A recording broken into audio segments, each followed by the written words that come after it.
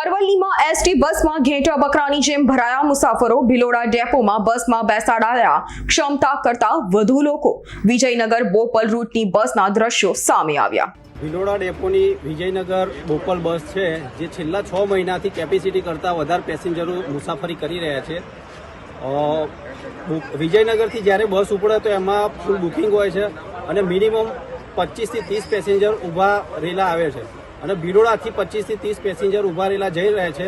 અને આજે આવતીકાલે આને કોઈ દુર્ઘટના ઘટી તો આ એસટી નિગમ આનું જવાબદારી લેશે।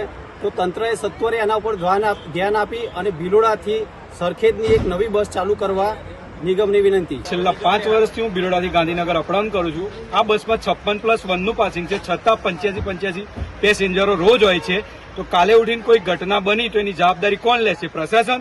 કારણ કે રોજ આટલી પબ્લિક હોય છે ને આ બસ રોજ ડેલી લેટ પણ હોય છે।